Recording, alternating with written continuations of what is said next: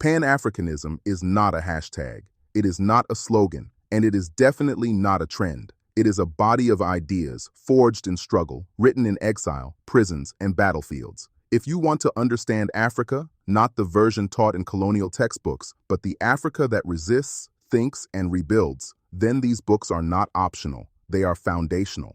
Today, we're sharing 7 must-read books that every Pan-Africanist, activist, student, or curious mind should engage with, not to memorize them, but to wrestle with them. 1.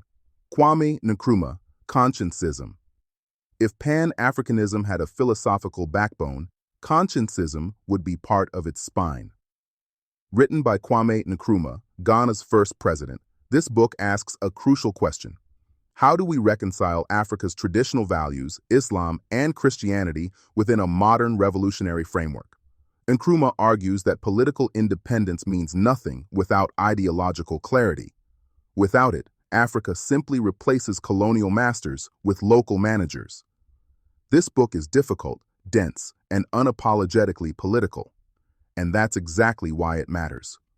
Kwame Nkrumah was not simply Ghana's first president. He was one of the most dangerous men of the 20th century. Dangerous not because he carried weapons, but because he carried ideas. Born in 1909 under British colonial rule, educated in the United States and the United Kingdom, Nkrumah returned to Africa with a single, uncompromising conviction. Political independence without intellectual and economic liberation is an illusion. In 1957, when Ghana became the first sub-Saharan African country to break colonial rule, the world celebrated a flag. Nkrumah was already thinking beyond symbols. He was asking a deeper question. What does freedom actually mean? That question would lead him to write Consciencism, not as an abstract philosophical exercise, but as a weapon.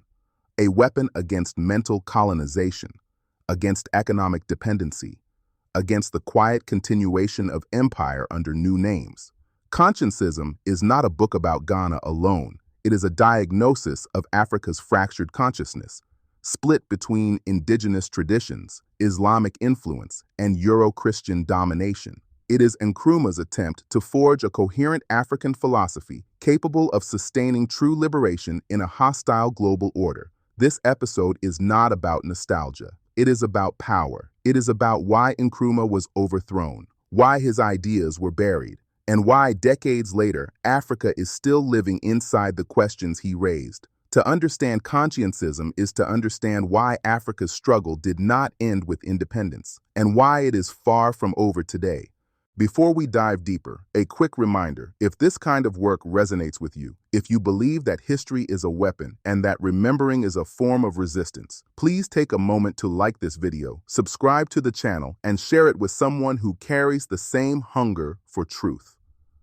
Your support helps this knowledge travel further, reach new minds, and continue the work of reclaiming our story. Every gesture of support helps this knowledge survive, grow, and reach those who have been denied it for far too long. Now, back to our story. The African mind before the storm. Before colonialism shattered Africa, there was no crisis of identity. This is the premise with which Kwame Nkrumah begins Consciencism. Not as a historian cataloging the past, but as a philosopher diagnosing a wound. For Nkrumah, Africa's tragedy is not simply material exploitation, it is philosophical dislocation, a fracture of consciousness, a violent interruption of how Africans understood the world, the self, the community, and power. Colonialism did not merely seize land, it reordered reality, and Consciencism is Nkrumah's attempt to answer a single, devastating question. How does a people rebuild itself after its mind has been occupied? Philosophy as a weapon. Nkrumah opens with an argument that many readers initially underestimate. Philosophy is not abstract, it is political.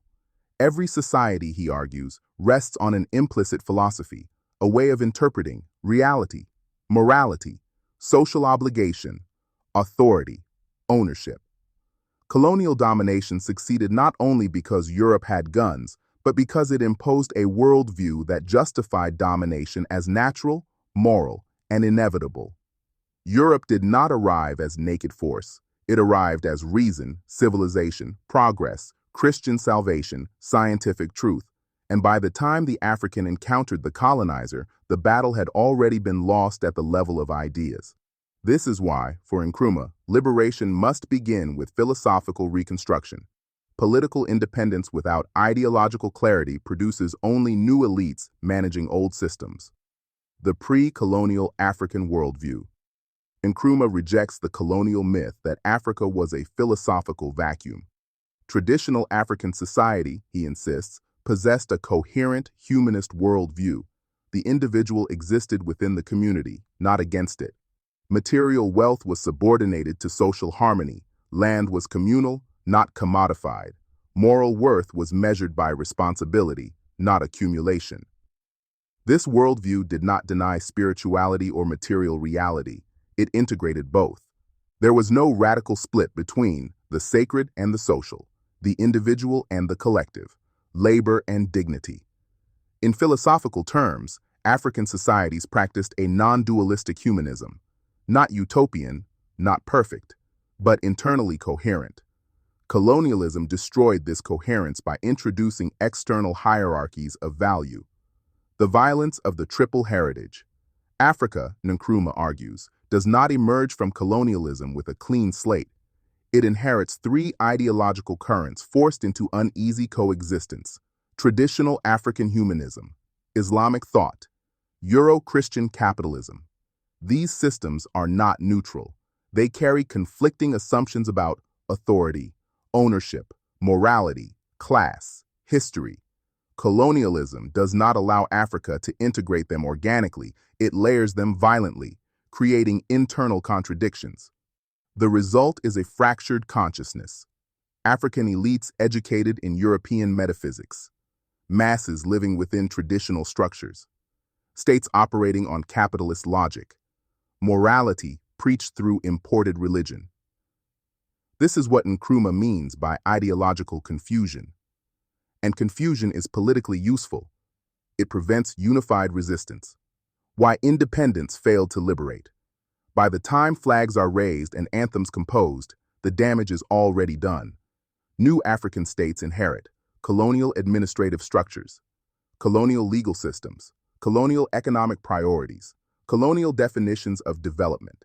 But most dangerously, they inherit colonial ways of thinking. Nkrumah observes that post-independence Africa quickly develops a comprador bourgeoisie, leaders more accountable to foreign capital than their own people, economies oriented outward, not inward, states dependent on aid, debt, and approval. This is not accidental. It is the direct result of ideological dependency. Without a unifying philosophy rooted in African reality, independence becomes symbolic, not transformative. The central question of Consciencism. At the heart of Consciencism lies one question: how can Africa reconcile its fragmented consciousness into a coherent revolutionary ideology? Nkrumah's answer is neither nostalgia nor blind imitation. Africa cannot return to a pre-colonial past untouched by history, copy European capitalism, import Soviet socialism wholesale. It must synthesize. And this synthesis must be materialist enough to address exploitation, humanist enough to preserve dignity, revolutionary enough to dismantle neocolonial structures.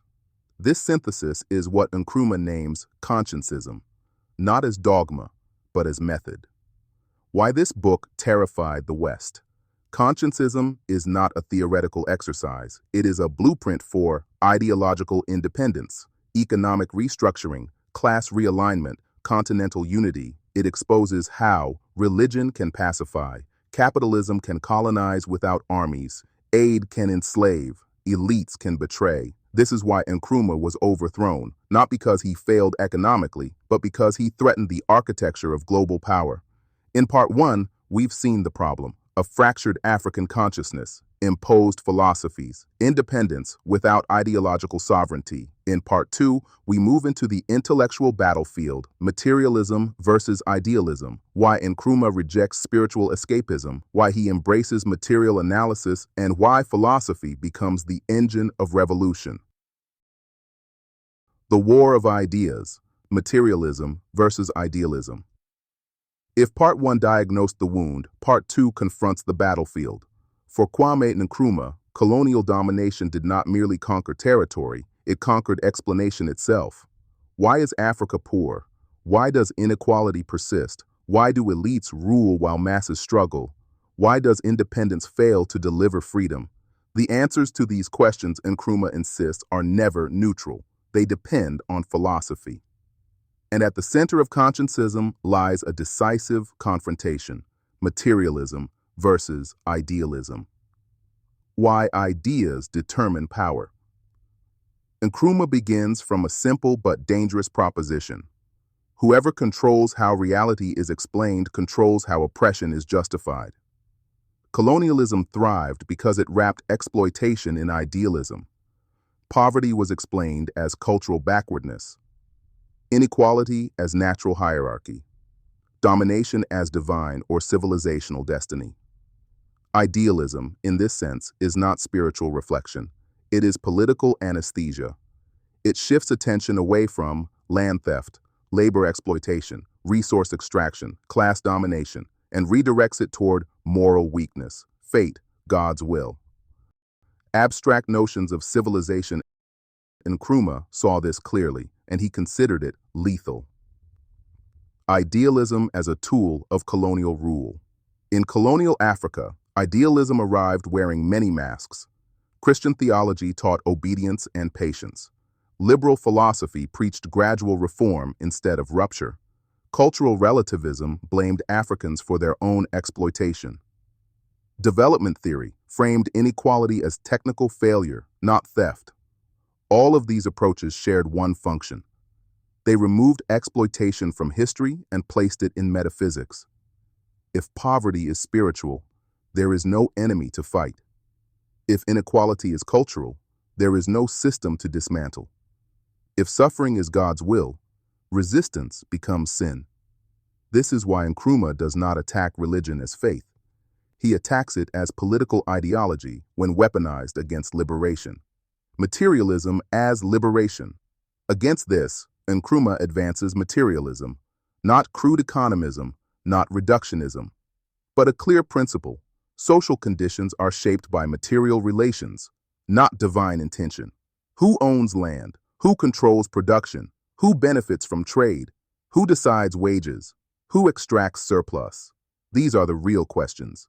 Materialism forces society to confront class relations, ownership structures, exploitation mechanisms, imperial networks. It makes oppression visible, and what becomes visible can be resisted. Why Nyerere, Cabral, Rodney understood him. This is where Consciencism aligns with other great African thinkers. Amilcar Cabral insisted that liberation required returning to the source, but also analyzing class formation. Walter Rodney exposed how Europe systematically underdeveloped Africa through material extraction. Nyerere rejected GDP as a measure of human development. All of them understood what Nkrumah articulated philosophically. Without material analysis, morality becomes empty rhetoric. Africa did not fail because it lacked values. It failed because its material base was stolen and reorganized for others. The danger of spiritual escapism. One of Nkrumah's most controversial positions is his warning against spiritual escapism. He observed that colonial and post-colonial Africa often turned inward, prayer instead of organization, prophecy instead of policy, miracles instead of strategy. This was not accidental. When people are encouraged to look upward for salvation, they stop looking sideways for solidarity and downward at structures of power. Nkrumah never denied spirituality, but he insisted liberation cannot be prayed into existence. It must be built. This position alienated conservative clergy, liberal humanists, Western academics, but it resonated deeply with revolutionaries. Idealism in post-colonial disguise. After independence, idealism did not disappear. It changed language. Now it spoke of good governance without economic sovereignty, anti-corruption without class analysis, democracy without control of resources, aid without reparations. Nkrumah recognized this as neocolonial ideology. It allowed foreign powers to say, You are free. You just need better management. While they continued to control currency, dominate trade, extract minerals, dictate policy through debt. Materialism exposes this lie. Why Consciencism is not dogmatic Marxism. Nkrumah is careful here. He does not argue that Africa must replicate European Marxism. Africa's historical conditions are different. No industrial proletariat at independence, vast peasantry, ethnic and colonial fragmentation, religious pluralism. So materialism must be adapted, not imported. This is where Consciencism becomes uniquely African. Materialist in analysis, humanist in ethics, revolutionary in action. It is not about class hatred. It is about ending exploitation. The political consequence of this choice. Choosing materialism is not academic. It means rejecting dependency economics, nationalizing strategic resources, confronting foreign capital, dismantling comprador elites, prioritizing collective welfare. This is why leaders who embraced these ideas were overthrown, assassinated, isolated, demonized. Nkrumah was not removed because he misunderstood economics. He was removed because he understood power. Part 2 exposed the enemy at the level of ideas. Idealism as domination, materialism as liberation, consciencism. Consciencism, the philosophy of reconstruction. If Part 1 revealed the fracture and Part 2 identified the battlefield of ideas, Part 3 enters the core of Nkrumah's project. This is where consciencism stops being diagnosis and becomes architecture. Kwame Nkrumah is no longer merely explaining Africa's condition. He is attempting something far more dangerous, to rebuild an African philosophy capable of sustaining revolution. Why Africa needs a synthesis, not a return.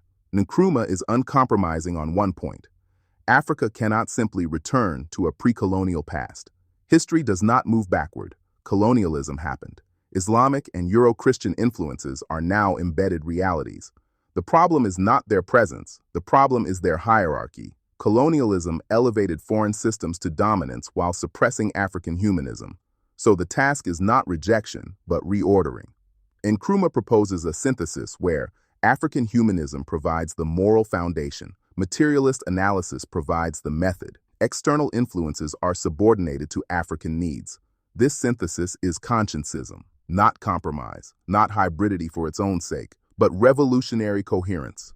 Consciencism, the coup against an idea. Philosophies do not fail in abstraction, they fail in history. And if Consciencism was overthrown, it was not because it was naive, but because it was dangerously clear when ideas become threats. By the mid-1960s, Kwame Nkrumah was no longer merely Ghana's president. He was financing liberation movements across Africa, pushing for a continental government, nationalizing strategic sectors, rejecting IMF and World Bank conditionalities, openly naming neocolonialism as the new imperial strategy. Consciencism was no longer a book. It had become policy, and policy backed by philosophy is the most threatening form of politics. Why Nkrumah had to go. From the perspective of Western power, Nkrumah represented a triple danger. First, economic insubordination. Ghana sought control over its resources, especially cocoa and gold. Second, ideological contagion. A successful African socialist state could inspire others. Third, Pan-African ambition. Unity would end the colonial strategy of divide and manage. Nkrumah was not asking for reform. He was dismantling the architecture of domination. The internal contradictions. But the threat did not come only from outside. Nkrumah faced a bureaucratic elite uncomfortable with mass politics, a military trained under colonial doctrine, an intelligentsia torn between radicalism and privilege, economic pressures intensified by sabotage and isolation. Consciencism required discipline, but the state apparatus had inherited colonial habits. The revolution was philosophically prepared, but institutionally fragile. February 24, 1966, the coup. While Nkrumah was abroad, seeking peace in Vietnam, the Ghanaian military struck. Radio announcements framed it as liberation from dictatorship. But the aftermath told a different story. Immediately, socialist programs were reversed. Foreign capital returned. Pan-African commitments were abandoned. Ghana was reabsorbed into Western economic orbit. The philosophy was not debated, it was buried, the myth of failure. History often labels Nkrumah's fall as proof that African socialism does not work. This is a lie. What failed was not Consciencism, but the tolerance of empire for African autonomy. Nkrumah did not lose power because he was inefficient. He lost it because he was incompatible with neocolonial order.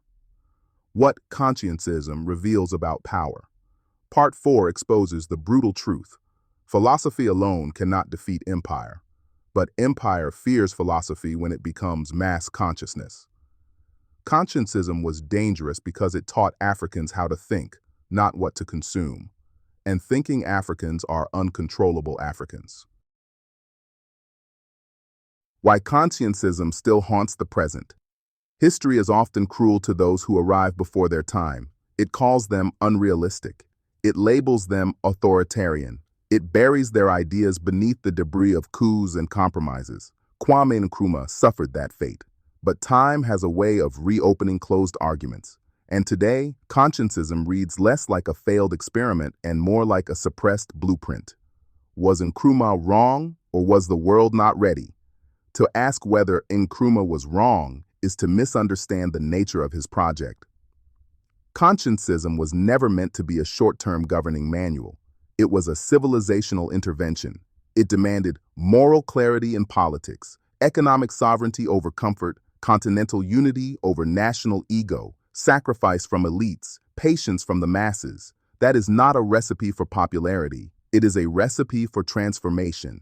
Nkrumah did not underestimate economics. He underestimated how violently the world would resist African autonomy. The return of Nkrumah's questions.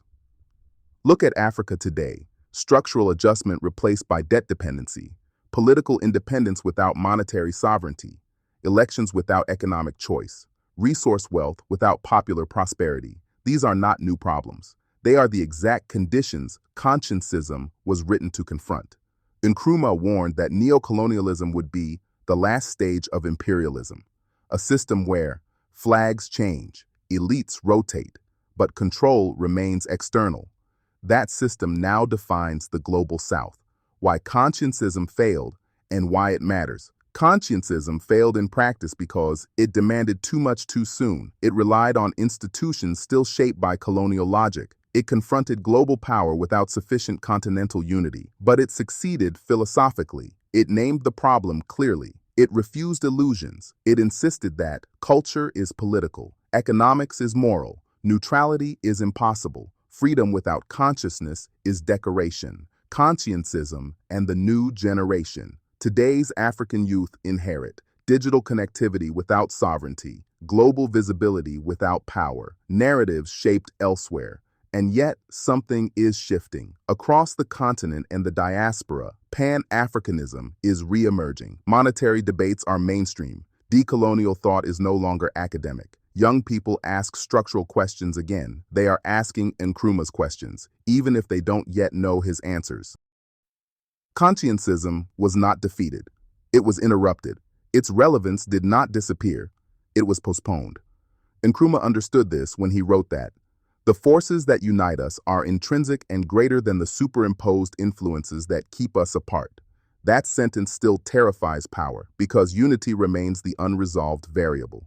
What Consciencism demands from us now, not admiration, not nostalgia, not slogans. Consciencism demands intellectual honesty, political courage, ethical consistency, refusal of dependency dressed as pragmatism.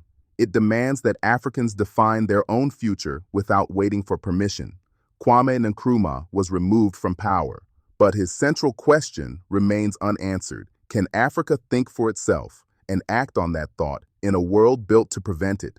Until that question is resolved, Consciencism is not history. It is unfinished business. Read this if you want to understand why liberation must be intellectual, not just symbolic. 2. Frantz Fanon, Black Skin, White Masks. This is not a book about politics. It is a book about damage. Fanon dissects what colonialism does to the black mind, how it creates inferiority complexes, self-hatred, and a desperate need for validation from the colonizer. Language, desire, love, identity, nothing escapes his analysis. This book helps explain why colonialism survives long after flags change. Before liberation comes consciousness. Before resistance comes recognition. Before the body breaks its chains, the mind must confront its ghosts. In 1952, a young Frantz Fanon submitted a manuscript to the University of Lyon, a bold, uncompromising psychological study of racism, identity, and colonial domination. That manuscript would become Black Skin, White Masks. But the university rejected it. Not because it lacked intellectual depth, not because it lacked scientific rigor, but because Fanon refused to stay in the narrow, neutral box expected of colonized students. His thesis attacked colonialism, openly, psychologically, structurally. It exposed how racism destroys the personality, fractures the self, and deforms entire societies. It showed how language, desire, and identity become weapons under white supremacy. It named Frantz explicitly as the source of the trauma he was analyzing. The examiners called it too political, too militant, too explosive. They wanted a calm medical paper, detached and obedient. Fanon gave them a mirror instead. And colonial institutions do not like mirrors, so they rejected the thesis. But they could not silence the book. Black Skin, White Masks became one of the most important works of the 20th century because Fanon dared to diagnose racism truthfully. This book is not the thesis they expected. This book is the truth they feared. Fanon had lived the contradictions. The black child taught to love the white world, the colonized subject asked to mimic the colonizer, the man forced to see himself through someone else's eyes. This book is not about racism as an idea. It is about racism as an intimate catastrophe. Fanon begins with a sensation millions of colonized and diasporic people know too well. Look, a Negro, not as a description, but as a sentence, a wound delivered by society. The black person becomes an object, a spectacle, a problem, a thing to be named, pointed at, controlled. And so begins the splitting of the self. On one side, the black body. On the other, the white mask. The internalized desire to fit into a world that was never built for you. Fanon asks, what happens to a person who must constantly justify their humanity? What does it do to the soul to be told you are inferior, not once, but every day? This is not psychology. This is colonialism entering the bloodstream. Language as a weapon. For Fanon, language is never neutral. To speak French like a white man was not just grammar, it was the price of acceptance. In the colony, language becomes a border. To speak the colonizer's tongue is to be civilized. To speak your own is to be primitive. And so, slowly, silently, the colonized learns to despise the sound of their own people. Fanon calls this the epidermalization of inferiority. Inferiority turned into skin. Inferiority turned into identity. Desire under domination. Perhaps the most controversial chapter in the book, the section on interracial desire under colonial rule. Fanon does not judge attraction, he judges the system. He exposes how colonialism teaches some to desire whiteness as salvation, to seek love not as connection, but as escape from blackness, from history, from stigma. This is not about romance. It is about the violent architecture that shapes our most intimate choices. Fanon writes, I was responsible at the same time for my body, for my race, for my ancestors. To be black in a white supremacist system is to carry the weight of a story written against you. When the black person enters a white space, they are not perceived as an individual. They are perceived as a category, a stereotype, a threat, an expectation. Fanon calls this triple consciousness. More than W.E.B. Du Bois's double consciousness, this is identity under siege. You are not only who you think you are who white society imagines you to be. Fanon's diagnosis. Fanon refuses pity. He refuses victimhood. He refuses to let colonized people carry the shame of their oppression. He writes, "The oppressed will always believe the worst about themselves, not because it is true, but because the world insists on it." His conclusion is a radical one. Racism is not a psychological problem. It is a political structure. Only revolution can cure it. Why black skin, white masks still matters? Because the wounds Fanon described remain open, in police violence, in colorism, in media representation, in education systems, in the global hierarchy of language, in the desire for proximity to whiteness, in the shame attached to black bodies, hair, names, accents. Fanon helps us name what we feel, but we're never taught to articulate. He gives language to the wound, and naming the wound is the first step toward healing and revolution. Fanon did not write to impress universities, he wrote to liberate people, and liberation begins by unmasking the lies we inherited. If you've ever wondered why assimilation feels like success, this book will make you uncomfortable in the best way. 3. Walter Rodney. How Europe Underdeveloped Africa. This book destroys one of the most dangerous lies ever told, that Africa is poor because it failed. Walter Rodney proves, with ruthless clarity, that Africa was actively underdeveloped through slavery, colonial extraction, and global capitalism. This is not about the past. Rodney explains patterns that are still alive today: debt, unequal trade, dependency, and aid. Once you read this book, you will never hear the word development the same way again. Africa wasn't underdeveloped because it was poor. It was made poor. Its wealth fueled Europe's rise. This is the explosive argument at the heart of Walter Rodney's How Europe Underdeveloped Africa. The book, first published in 1972, flipped the usual narrative of Africa's history. Instead of asking why Africa lagged behind Europe, Rodney asked who made Africa underdeveloped.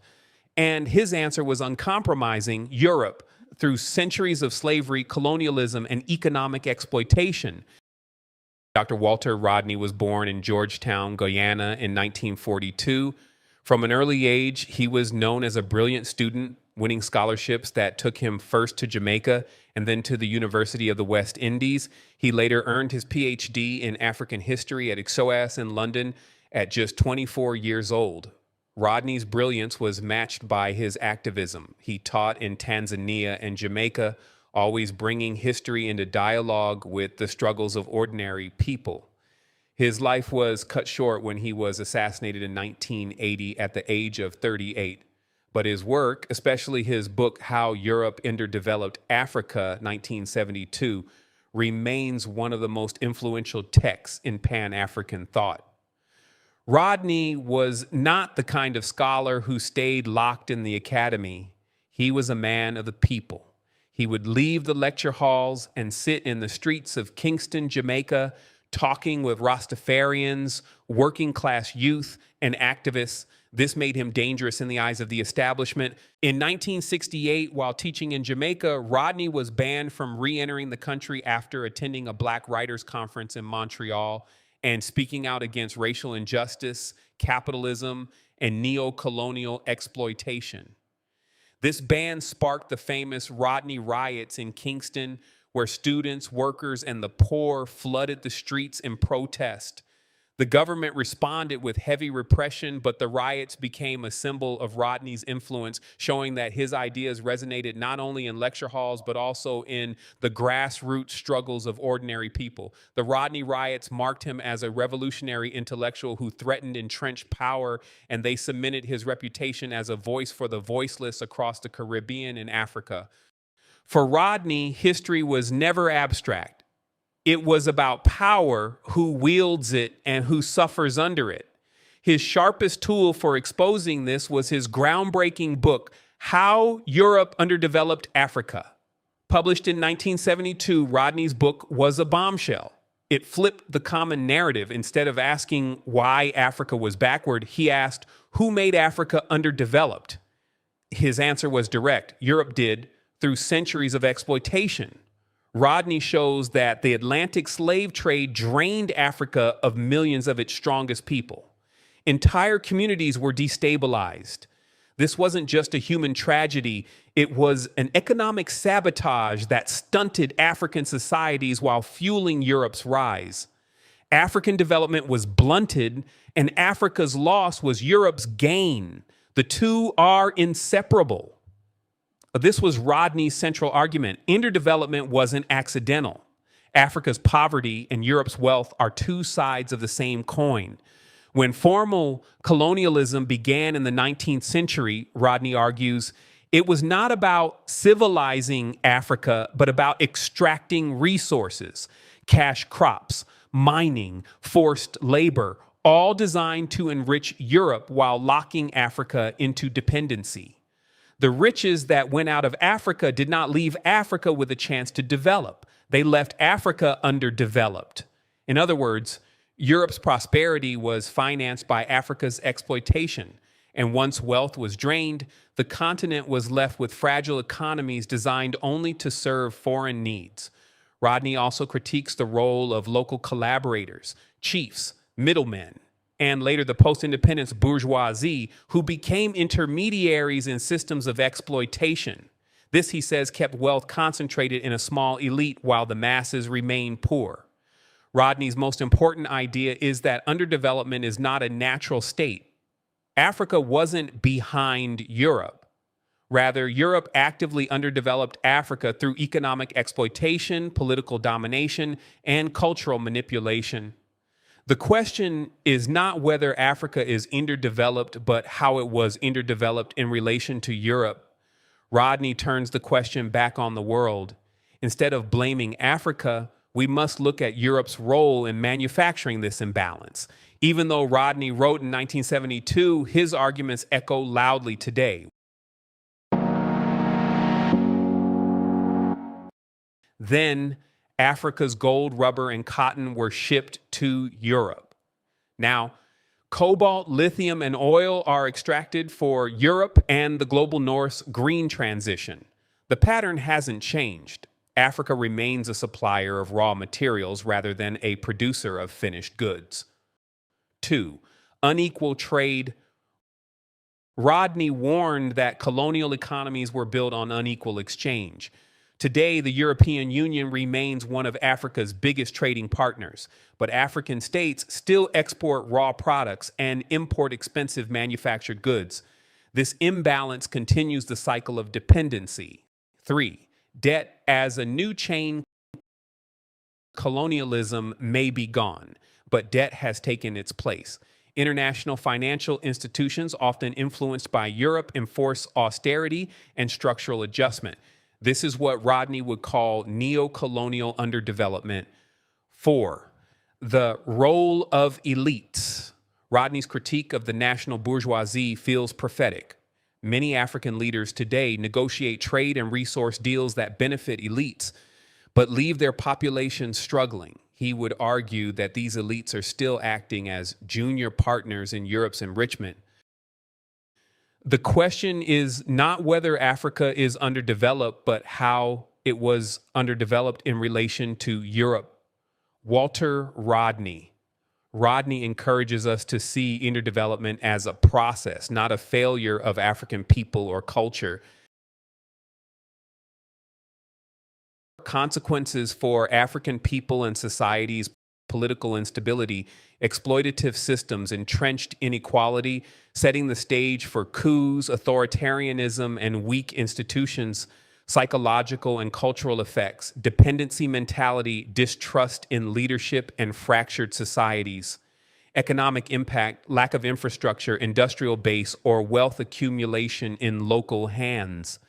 Africa was deliberately underdeveloped to serve European interests. This underdevelopment is the historical fact that shapes our present reality.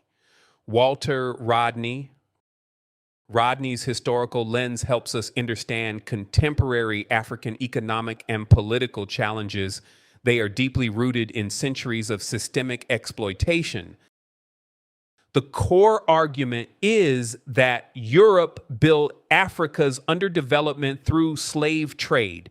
Africa lost millions of its strongest citizens. Entire societies were destabilized.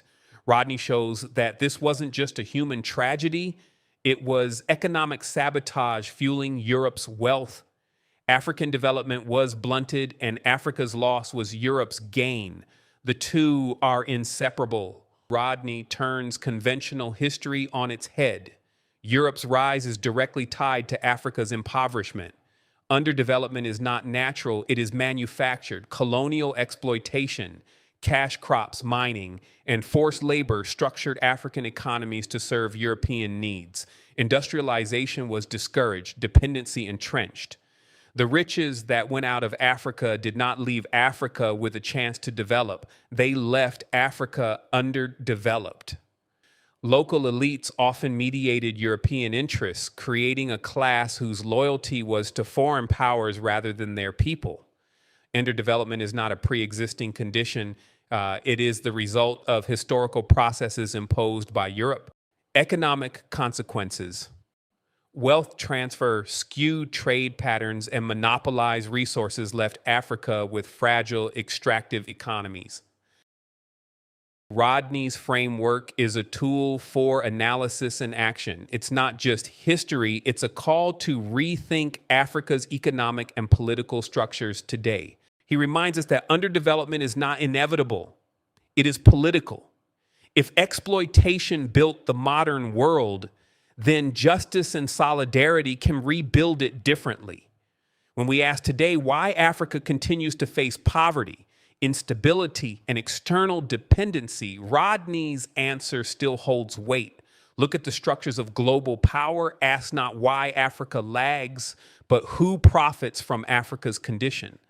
Walter Rodney's life was short, but his voice still calls out across decades. He taught us that history is a weapon, and the question is, how will we use it? On June 13th, 1980, Walter Rodney was killed by a car bomb in Georgetown, Guyana. He was just 38 years old. The bomb was reportedly handed to him by Gregory Smith, a sergeant in the Guyana Defense Force. Many believe, and later investigations strongly suggested, that Rodney's assassination was orchestrated by the government of then Prime Minister Forbes Burnham, who saw Rodney and his Working People's Alliance as a political threat. The Commission of Inquiry held decades later concluded that the state bore responsibility for his death. But whether or not every detail is known, one fact is clear. Rodney was eliminated because his ideas were too dangerous for the establishment. In the final analysis, people must be prepared to struggle for their own liberation. No one else can give it to them. Walter Rodney. These words take on a haunting meaning when we remember his death.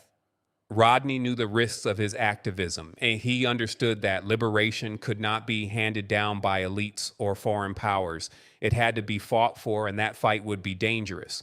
Rodney's killing reminds us of a pattern across Africa, the Caribbean, and the wider global South. Radical thinkers and leaders who challenge neocolonial structures often face repression, exile, or assassination.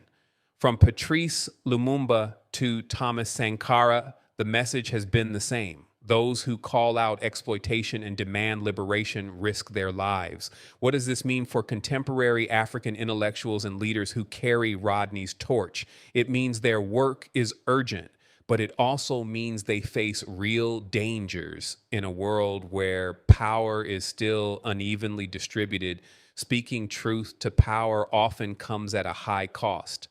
Rodney's assassination was not just about silencing one man, it was about silencing a whole vision of justice. And yet, 45 years later, his words are still alive, which tells us that ideas are harder to kill than people. 4. Cheikh Anta Diop, The African Origin of Civilization. This book is revolutionary, not because it is emotional, but because it is scientific. Diop uses linguistics, anthropology, history, and carbon dating to demonstrate something colonial scholarship spent centuries denying: ancient Egypt was African, and the implications are massive. If Africa was central to human civilization, then colonial racism collapses. This book restores historical dignity, not as pride, but as fact. It is essential reading for anyone serious about decolonizing knowledge. Cheikh Anta Diop was born in 1923 in the village of Tetu, Senegal. From a young age, he was immersed in the oral traditions of his Wolof culture, while also excelling in formal education under the French colonial system. In 1946, he traveled to Paris to study physics, chemistry, and philosophy. But it was there, far from home, that Diop began to ask questions that would reshape how the world understood Africa. What was Africa's true role in the history of human civilization? And why had that role been erased?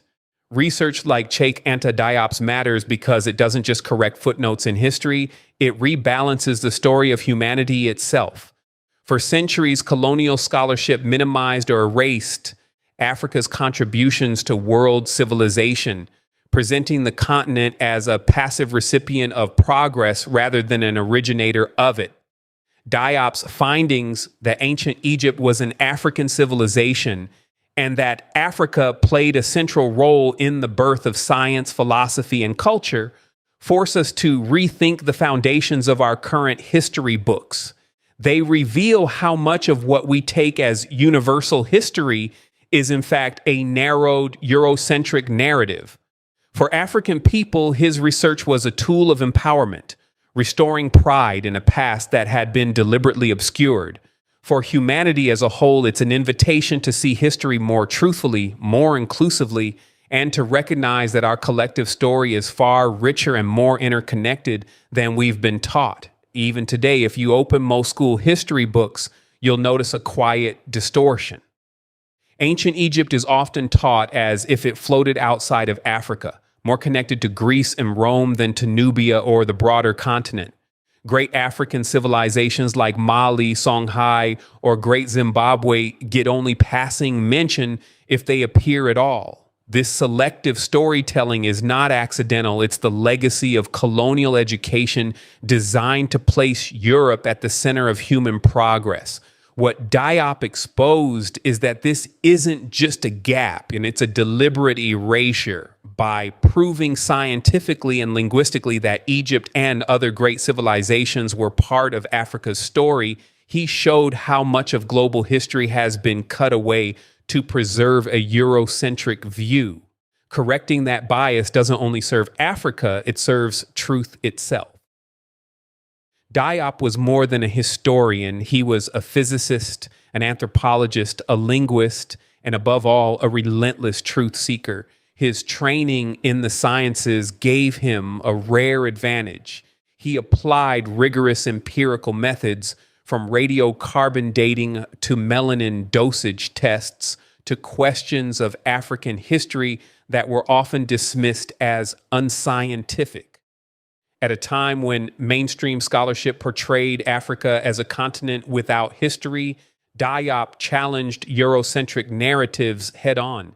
He argued that ancient Egypt, long celebrated as the cradle of Western civilization, was fundamentally an African civilization created by Black people. In his groundbreaking 1974 book, The African Origin of Civilization, Myth or Reality, Diop dismantled the colonial myth that Egypt was somehow separate from Africa. Using archaeology, linguistics, and even physical anthropology, he showed deep cultural and genetic links between the Nile Valley and sub-Saharan Africa. The history of Africa will remain suspended in air and cannot be written correctly until African historians dare to connect it with the history of Egypt. What Diop is saying here is that Africa's story has been deliberately fragmented. Egypt was carved out of Africa in Western narratives, treated as something other. Diop insists that until we reconnect Egypt with the rest of Africa, history itself remains distorted. For Diop, this wasn't just academic, it was political. Colonialism had thrived by convincing Africans that they had no history worth remembering. Restoring Africa's role in human civilization was, in his eyes, a necessary step toward restoring African dignity and sovereignty.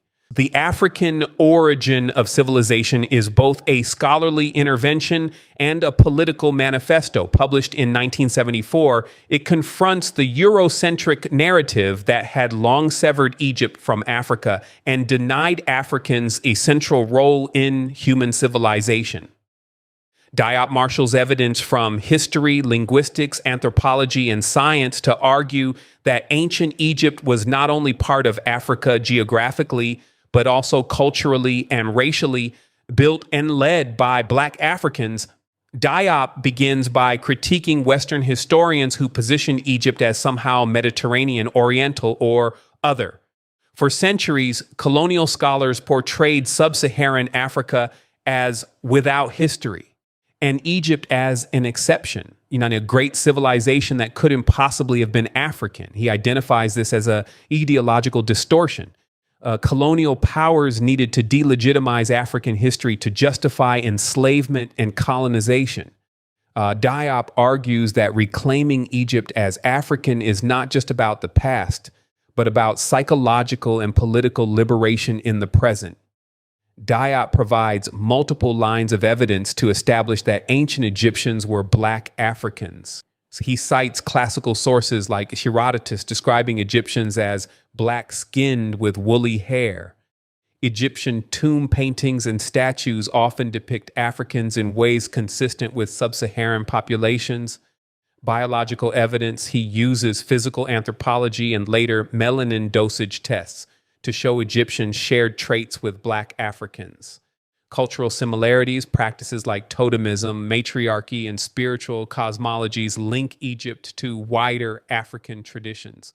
For Diop, Egypt was not an isolated miracle, but the culmination of a long African cultural continuum. Diop places heavy emphasis on linguistics as evidence. He compares ancient Egyptian words with Wolof, his mother tongue, and other African languages, finding structural and semantic similarities. These links suggest not only contact, but shared origins in the Nile Valley and West Africa. His conclusion is that Egyptian civilization was part of the same family as other African societies, not an outlier. A core section of the book examines how Western definitions of civilization were racialized. For Europe, civilization meant Greece and Rome, but Diop shows that Greece itself acknowledged debts to Egypt, particularly in mathematics, philosophy, and science. By severing Egypt from Africa, colonial historians created a false genealogy of Western civilization. The book's title reflects its structure. The myth is the colonial claim that Africans were incapable of creating high civilization. The reality is that Egypt, one of the world's earliest and greatest civilizations, was both African and Black. Diop insists that acknowledging this reality forces us to rewrite world history from a more balanced, decolonized perspective. Diop closes by turning from history to politics. He argues that reclaiming Egypt's African identity has real-world consequences, psychological liberation. Africans must shed colonial inferiority complexes. Cultural unity, a shared historical root in Egypt, can serve as a foundation for Pan-African identity. He advocates for African unity and independence, drawing on a common heritage to resist neocolonialism. Diop didn't rely on rhetoric alone. He set up a radiocarbon dating laboratory in Dakar, the first of its kind in Africa. He also developed linguistic research showing deep connections between ancient Egyptian and modern African languages like Wolof. His use of physical anthropology, controversial at the time, aimed to prove what colonial scholars denied, that the builders of the pyramids were Black Africans. In practice, nations whose past has been stolen are nations whose future is threatened. Only historical truth can restore dignity to a people. Here, Diop makes it clear that history is not simply about the past, it's about survival. If people are convinced they have no heritage, they can be more easily dominated. Restoring historical truth, therefore, is not a luxury, but a foundation for freedom and dignity. This blending of science and history was revolutionary. It meant Africa could reclaim its past not through myth, but through evidence. Diop wasn't just a scholar in the ivory tower, he was politically active in Senegal, often clashing with the ruling elite. He argued for African unity and self-reliance, advocating for a federated Africa with a common language, culture, and economy. His ideas placed him squarely in the Pan-Africanist tradition of thinkers like Kwame Nkrumah and Frantz Fanon. Though often sidelined politically, his vision inspired activists and intellectuals across the continent, especially in the fight against neocolonialism. Today, Diop's influence is everywhere in African universities, in debates about decolonizing education, and in cultural movements that seek to reclaim African heritage. His research laid the groundwork for what we now call Afrocentric scholarship, insisting that Africa must be studied on its own terms, not through the lens of European colonialism. Egypt is to the history of Africa what Greece and Rome are to the history of the West. This is Diop's most radical point. Just as Western culture constantly references Greece and Rome as its roots, Africa too has a cradle, and it is Egypt. By reclaiming Egypt as African, Diop places Africa at the heart of world civilization, not on its margins. In an era of global migration, identity struggles, and renewed fights over historical memory, Diop's work resonates more than ever. He reminds us that history is not neutral. It is a battleground, and reclaiming it is part of reclaiming freedom. Diop's legacy is sometimes caricatured, dismissed as overly nationalist or speculative, but his real contribution was methodological. He showed that Africa's past could be studied with the same rigor as Europe's. He opened the door for generations of African scholars to stand on equal footing in global academia. 5. Frantz Fanon, the wretched of the earth. If black skin, white masks diagnoses the disease, the wretched of the earth prescribes the cure, and it terrifies polite society. Fanon writes about violence, liberation, nationalism, and the psychological rebirth of the oppressed. This book is often misunderstood, or deliberately caricatured, because it forces readers to confront an uncomfortable truth. Colonialism was violent. Its undoing will not be polite. This is a book about becoming human again. Colonialism does not begin with dialogue. It begins with a gun, a border, a theft, a scream. It redraws land with blood. It restructures society through domination. It enters the earth and the mind with the same brutality. And so, in 1961, in the final year of his life, Frantz Fanon wrote the book that France tried to ban, the CIA monitored, and liberation movements memorized, The Wretched of the Earth. Not a book, a detonator. Colonialism is violence. Fanon starts with a truth no colonizer ever admits. Colonialism is not a misunderstanding. It is not a clash of cultures. It is not a failure of communication. It is violence, structured, calculated, permanent. The colonized subject does not meet the colonizer as an equal. They meet them as an object, a forced laborer, a body to discipline, a voice to silence. Fanon describes the colonial world as divided in two: the zone of the colonizer, paved, protected, white; the zone of the colonized, policed, starved, surveilled. To maintain this order, the colonizer must endlessly reproduce violence.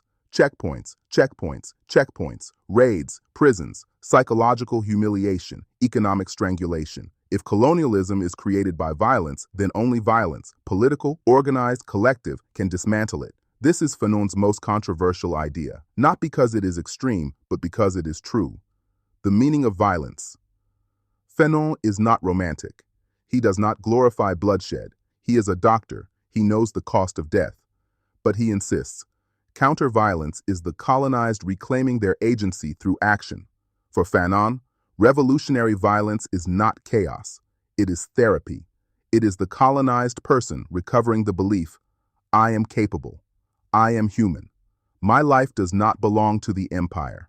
Violence in this sense is the destruction of psychological submission.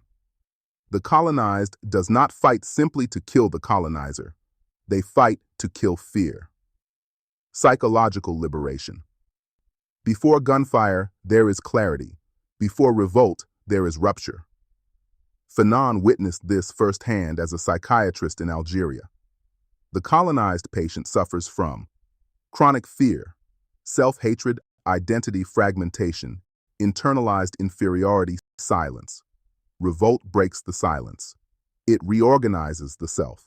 The man who said nothing now speaks. The woman who feared soldiers now commands fighters. The child who felt inferior now carries the revolutionary message. Violence is not just physical, it is psychological rebirth. The betrayal of the national bourgeoisie. After addressing liberation, Fanon turns to what comes next. Independence is not the end of colonialism, it is the beginning of a new struggle. Fanon warns of a class that will rise after independence. The national bourgeoisie, the elite educated by the colonizer, the reasonable ones, the ones who imitate Europe more than they serve their people. He predicts, with painful accuracy, new dictatorships, corruption, stolen wealth, foreign dependency, neocolonialism disguised as cooperation, the suffocation of revolutionary voices. Fanon writes, the national bourgeoisie is incapable of great ideas. Their ambition is to replace the colonizer, not to transform society. This prediction unfolded across Africa, and still unfolds today.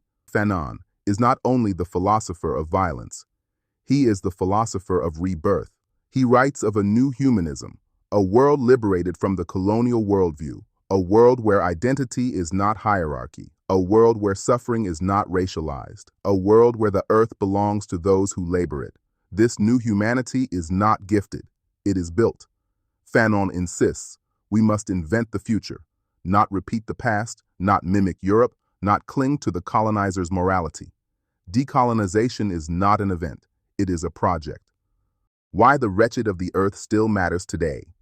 Because the colonial world is still here.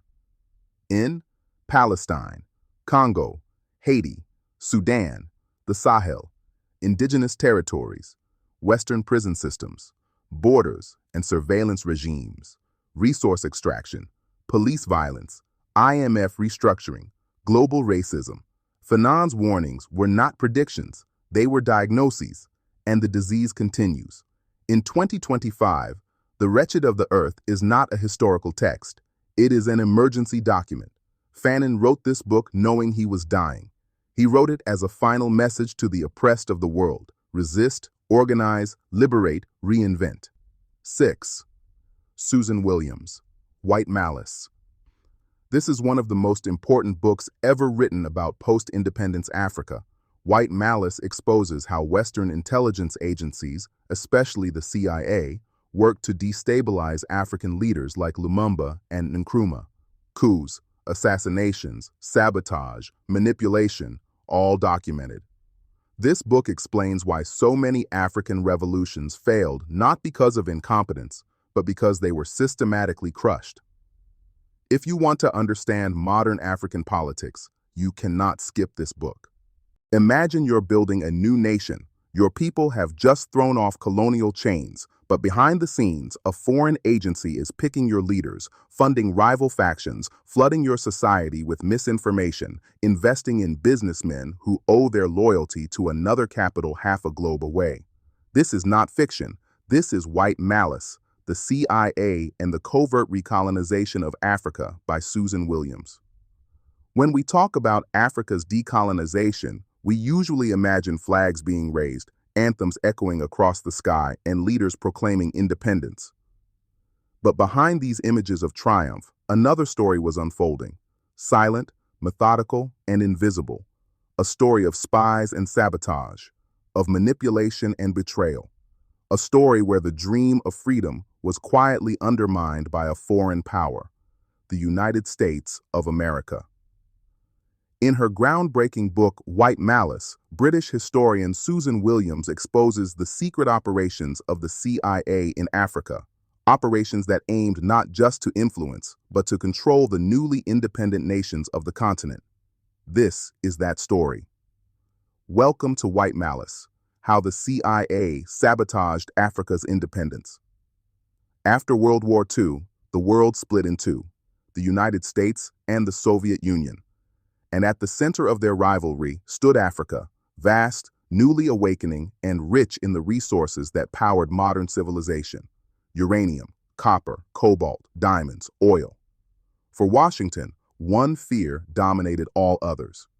If Africa turned socialist, the balance of global power would shift overnight. Instead of building genuine partnerships, the CIA chose covert control. Its agents infiltrated liberation movements, funded fake NGOs, planted stories in newspapers, and supported the most compliant leaders. As Susan Williams puts it, the CIA didn't simply want to shape African politics, it wanted to own it. In December 1958, Accra, Ghana became the beating heart of a new African awakening. Just a year after Ghana's independence, Kwame Nkrumah hosted the All-African Peoples Conference, a historic meeting that brought together over 300 delegates from 28 African territories, colonies, and liberation movements. This was not a gathering of governments, but of freedom fighters. Among the attendees were Patrice Lumumba from the Congo, Tom Mboya from Kenya, Frantz Fanon representing the FLN of Algeria, and future leaders from across the continent, men and women who would go on to shape the post-colonial era. The conference was organized by George Padmore, Nkrumah's close advisor and one of the architects of Pan-Africanism. Its goal was clear and radical: to coordinate the liberation of all African peoples, to reject both colonialism and neocolonialism, and to build a united front for continental freedom. It was in Accra that Lumumba and Nkrumah first met, two men from opposite sides of the continent who instantly recognized in each other a shared mission: not just independence, but total emancipation. The air was electric with hope. Nkrumah declared, "Our independence is meaningless unless it is linked up with the total liberation of the African continent." That conference marked the beginning of a coordinated Pan-African struggle, but it also marked the beginning of a new kind of fear in Western intelligence circles. Because for the first time, Africa was speaking, not in fragments, not as colonies, but as one voice. The Congo, 1960. Patrice Lumumba has just become Prime Minister of an independent Congo. His vision: unity, sovereignty, and control over Congo's immense resources. Williams documents that just weeks after Congo's independence, June 1960, U.S. officials deemed Lumumba a threat. Allen Dulles and others viewed him as too sympathetic to Soviet influence. An internal U.S. memo from July 1960 says, "Lumumba's removal must be an urgent and prime objective and should be a high priority of our covert actions." Among the plots, Sidney Gottlieb, head of CIA's Technical Services Division, prepared kits of poison to deliver to Leopoldville via Station Chief Larry Devlin. The idea was that Lumumba might be poisoned in a way resembling a natural death or disease. However, this plot was apparently never executed. The CIA supported Joseph Désiré Mobutu, who emerged as a key figure in overthrowing Lumumba.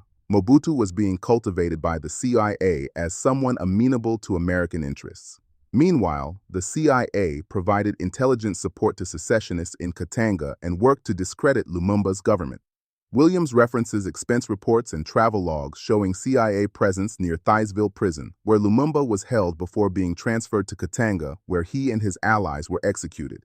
These suggest active CIA complicity in the chain of custody that led to his death. Alongside physical plots, the CIA spread propaganda, forged letters, press campaigns, disinformation to portray Lumumba as irrational, communist, or under Soviet control. These efforts helped rally domestic and international opposition against him.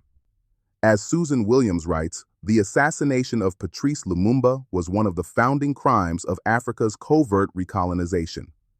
That crime sent a clear message across the continent. Independence would not be tolerated if it could not be controlled. While the Congo burned, another African nation had become a beacon of hope: Ghana, led by Kwame Nkrumah. From the time Ghana gained independence, 1957, Nkrumah was watched closely. U.S. officials considered his support for Pan-Africanism and his alignment with socialist policies worrying. For example, he declined to fully align with Western powers, and that raised suspicions. The CIA funded or otherwise worked with opposition parties, unions, media critical of Nkrumah. They circulated rumors, promoted internal distrust, and used preventive detention laws, which Nkrumah himself enacted to justify suppressing dissent, in effect giving plausible cover to critics. According to Williams, the CIA station in Accra under Howard T. Baines had ties with conspirators in the Ghanaian military. After President Nkrumah left Ghana on a state visit to China in February 1966, those conspirators executed a coup. Some evidence suggests the CIA had provided intelligence assistance or encouragement. There are very disturbing reports that some CIA operatives proposed more radical provocations, such as attacking the Chinese embassy in Accra with a disguised paramilitary group wearing blackface, presumably to justify further crackdown. These plans were reportedly rejected, but show how far plotting went. The coup was welcomed by many Western governments. By 1966, when a military coup overthrew him, U.S. officials celebrated. A declassified CIA memo reads, "Objective achieved. Ghana is back in the Western camp." The dream of Pan-African unity had been betrayed. Ghana's removal of Nkrumah was seen as restoring a government more pliant to Western strategic interests. Declassified diplomatic cables suggest U.S. displeasure with Nkrumah's policies, especially non-alignment, support for liberation movements, and criticism of Western influence in Africa. What makes White Malice extraordinary is that it reveals how the CIA's war in Africa wasn't just military, it was intellectual. The agency infiltrated African universities, publishing houses, and cultural organizations. Through institutions like the Ford and Rockefeller Foundations, it funded programs that shaped how Africans thought about their own future. The goal was simple: control the narrative. Williams exposes the Congress for Cultural Freedom, a front organization secretly bankrolled by the CIA. It sponsored African writers, journalists, and artists who promoted pro-Western ideas, while marginalizing revolutionary voices. As a result, while thinkers like Frantz Fanon, Aimé Césaire, and Cheikh Anta Diop were building a new intellectual foundation for Africa, others were quietly co-opted or silenced. This was not just a war for territory, it was a war for the African mind. The legacy of these operations is deep and enduring. They plunged nations into chaos, destroyed trust between people and their leaders, and installed a structure of dependency that still shapes the continent today. Regimes friendly to Western corporations thrived. Pan-African leaders were exiled, assassinated, or erased from history. Susan Williams calls it white malice, a calculated, patient, strategic kind of malice. It wasn't always violent, but it was relentless. And it turned the African Independence Project into a managed illusion. Today, the same logic continues, hidden not behind CIA operatives, but behind mining contracts, foreign bases, and media manipulation. 2025. Once again, Africa stands at the crossroads of global power. The United States, China, Russia, and Europe all compete for influence, access, and control. The CIA no longer needs coups. It operates through cyber surveillance, proxy NGOs, and digital propaganda. The strategy hasn't changed, only the tools. Recent revelations about disinformation campaigns in West Africa and covert intelligence networks in African capitals show that white malice never really ended.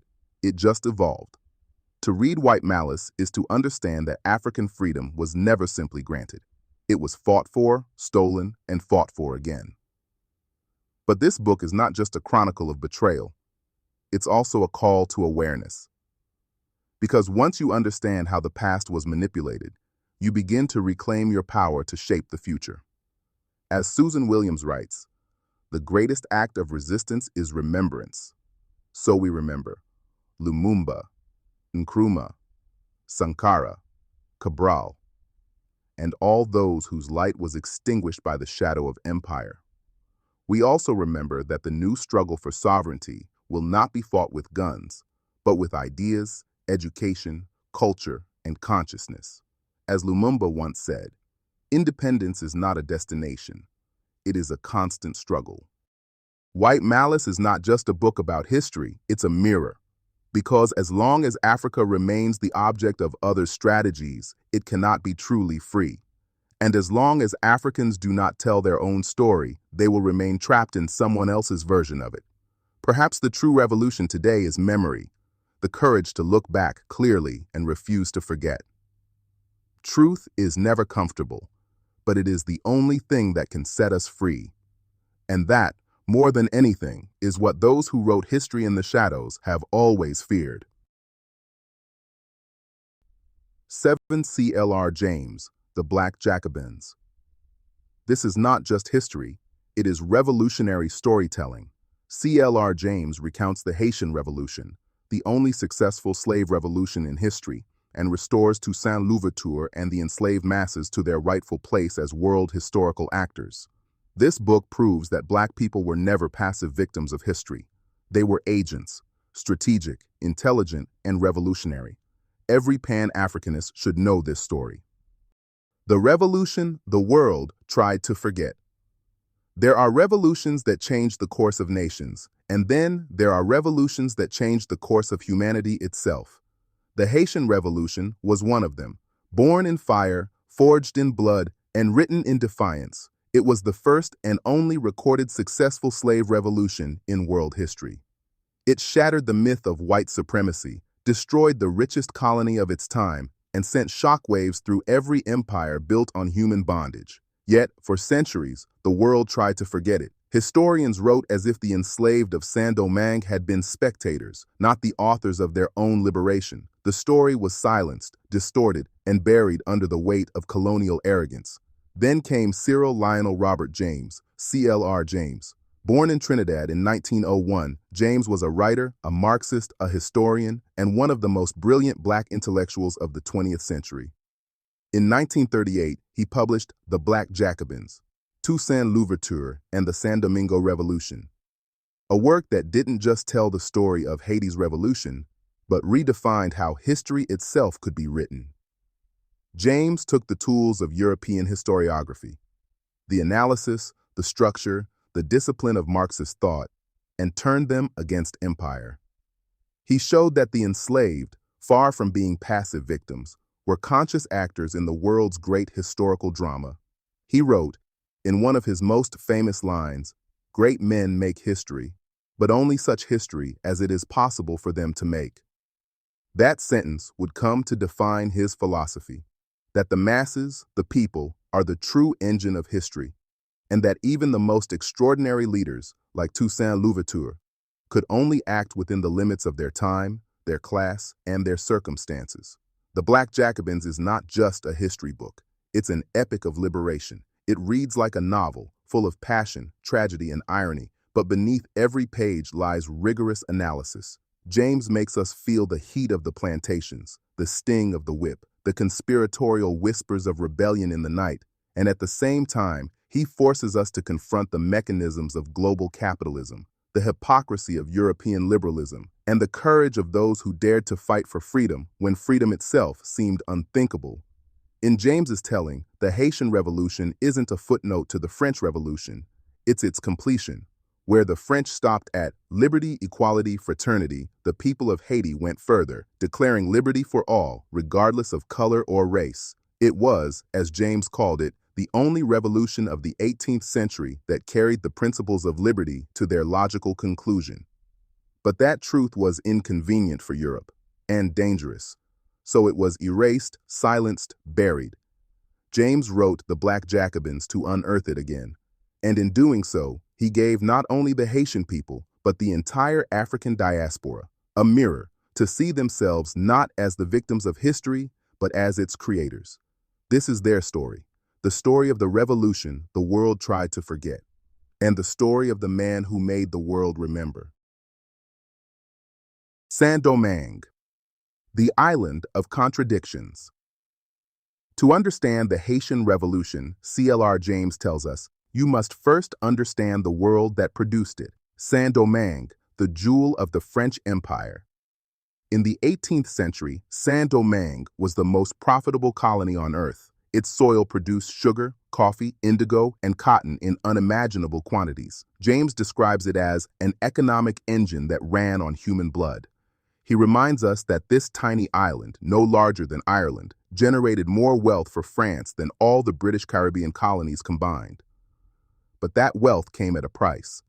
500,000 enslaved Africans worked under a sun that killed faster than the lash. Every year, tens of thousands died, and tens of thousands more were shipped from Africa to replace them. James writes, "The mortality was so great that the slave population could not reproduce itself. The wealth of Europe rested on the graves of Africans." Saint-Domingue was a world built on contradictions, beauty and horror, elegance and cruelty, civilization and savagery. Its plantations glistened in the moonlight while human beings were branded, chained, and broken. At the top of society were the Grands Blancs, the white planters, wealthy, arrogant, and obsessed with status. Below them were the Petits Blancs, poor whites, shopkeepers, overseers, soldiers, who hated the enslaved Africans, but also envied the planters who owned them. Then came the free people of color, many of them mixed race, some educated, even wealthy, but barred from political power because of their skin. And at the bottom, the enslaved Africans, who outnumbered everyone else 10 to 1. This was the most racially stratified society the modern world had ever seen. Every law, every custom, every word spoken in the colony served to preserve that hierarchy. James describes it as a society poised on a volcano, and that volcano was already rumbling. The enslaved Africans of Saint-Domingue were not passive. They resisted constantly, through sabotage, through rebellion, through the persistence of African religion and culture. Vodou ceremonies in the mountains became political meetings, spaces of unity and planning. James insists that the enslaved never accepted slavery as natural. He writes, "They had been captured, not created for servitude. They brought with them from Africa a consciousness of freedom." This was the secret power of Saint-Domingue, that beneath the lash and the cruelty, an invisible nation was forming. A nation bound not by colonial decrees, but by a shared memory of dignity. When the French Revolution broke out in 1789, its slogan, Liberté, Égalité, Fraternité, echoed across the Atlantic. The white planters wanted autonomy from France, the free people of color demanded equality, and the enslaved listened, silently, carefully, to every word. James observes, with his characteristic irony, the slaves heard of liberty and took the French at their word. This, for him, is the heart of the Black Jacobins, the hypocrisy of European ideals when confronted by the realities of empire. How could France proclaim liberty for all men while still owning plantations full of enslaved Africans? James saw this contradiction not just as a historical irony, but as the central drama of modern civilization. Saint-Domingue became the testing ground of Enlightenment philosophy, and it would be the enslaved, not the philosophers of Paris, who would prove whether liberty truly meant what it claimed to mean. As James puts it, the slaves labored, the whites consumed, and Europe called it progress, but progress built on chains was bound to destroy itself. The destruction was coming. In 1791, in the mountains above Le Cap, the volcano finally erupted. It began in August of 1791, a stormy night, a secret gathering deep in the forest near Bois Caimon, a place that would become sacred in Haitian history. The enslaved had been preparing for months. Messages passed from plantation to plantation in whispers, in coded songs, in the rhythmic drumbeats of Vodou ceremonies. The French planters, blinded by arrogance, never suspected that beneath the surface of obedience, an army was awakening. At Bois Caimon, under torrential rain, a Vodou priest named Boukman Dutty led the ceremony. He invoked the spirits of Africa, called upon the ancestors, and spoke words that would ignite the greatest slave uprising in human history. James writes of that night, "The ceremony was more than religion. It was the declaration of war. Boukman and his followers consecrated the revolution with blood, not of victims, but of warriors." Within days, the plantations were in flames. Sugar fields, once symbols of Europe's wealth, burned from Le Cap to the Artibonite. hundreds of plantations destroyed, thousands of enslaved people taking up arms, wielding machetes, torches, and sheer rage. James describes it with both awe and precision. It was a revolution of the slaves, and therefore it was bloody, it was merciless, it was heroic. The white planters, terrified, fled to the cities. The French colonial army fought back with unimaginable cruelty, but it was too late. The enslaved had discovered something that could not be unlearned: their own power. At first, the rebellion was chaotic, uncoordinated, divided, driven by vengeance. But out of that chaos emerged a new kind of leader, disciplined, strategic, and deeply intelligent. His name was Toussaint Breda, later known to history as Toussaint Louverture. Toussaint was born enslaved but had been freed years before the uprising. He could read and write French, spoke Creole, and had studied the art of war from the same books used by European officers. But more than that, he understood people, their fear, their hope, their hunger for justice. C.L.R. James saw in Toussaint the embodiment of a new type of revolutionary. Toussaint was the first black man in modern history to show that the color of a man's skin had nothing to do with the capacity of his mind or the strength of his will. Under Toussaint's leadership, the rebellion transformed into a disciplined army. He imposed order where there had been chaos, strategy where there had been rage. He trained men who had been enslaved all their lives to fight like soldiers of liberty. James captures the scale of this transformation with a single line: "The revolution found Toussaint, and Toussaint made the revolution." While the enslaved fought for survival, the world around them shifted. In France, the revolution was devouring itself. Monarchy had fallen, but chaos reigned. The National Assembly debated slavery, not out of conscience, but because the colony was collapsing. James notes, with biting irony, liberty had to wait for the price of sugar. Finally, in 1794, under pressure from the chaos in Saint-Domingue and wars in Europe, the French Republic abolished slavery, the first European power to do so. But as James reminds us, this was not a gift from Paris. The slaves had already abolished it themselves. Toussaint, now a general in the French army, declared allegiance to the Republic, but on his own terms. He wanted peace, stability, and the rebuilding of his homeland. He reopened plantations, not for the profit of France, but to feed the revolution. He negotiated with foreign powers, balanced rival factions, and slowly united the island under his command. For C.L.R. James, Toussaint Louverture was more than a hero. He was a symbol of possibility, a man who had risen from bondage to become one of the greatest statesmen of his age. In him, James writes, the potential of a whole people reached its highest expression. But even as Toussaint built, others plotted his downfall. The French could not tolerate a black man ruling their richest colony. Napoleon Bonaparte, rising to power in Paris, dreamed of empire. And in his dreams, there was no room for a free Haiti.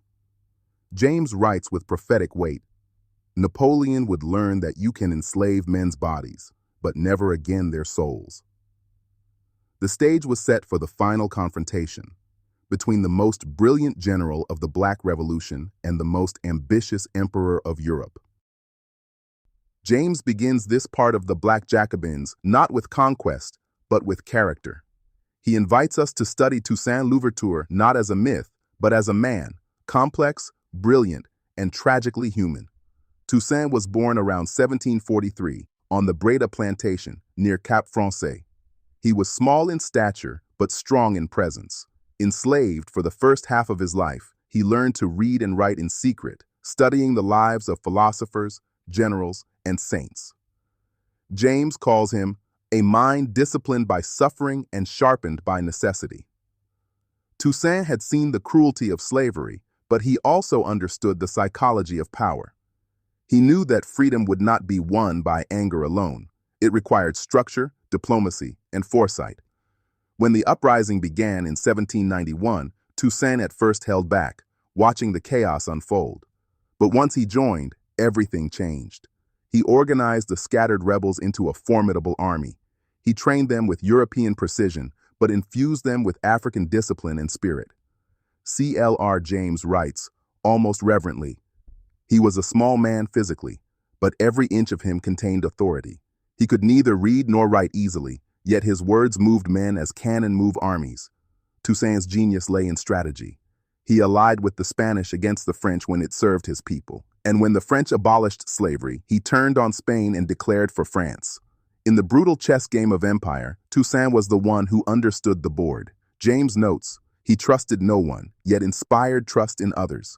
He served the French Republic, but only so long as it served liberty. In less than a decade, Toussaint transformed a slave colony into a self-governing state.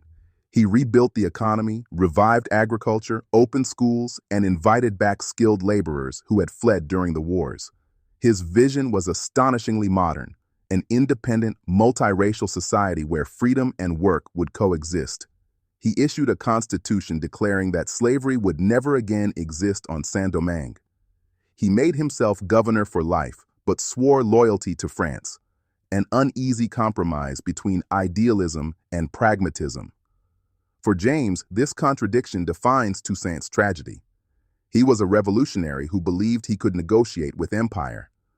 He trusted that the principles of the French Revolution, liberty, equality, fraternity, could be reconciled with colonial realities. But history would prove him wrong. As James writes, Toussaint wanted peace, but he lived in a world that offered peace only to those who submitted. In 1801, Napoleon Bonaparte came to power, and with him, the dream of French universal liberty began to die. Napoleon was determined to restore slavery in the colonies, to rebuild the sugar wealth that the revolution had destroyed.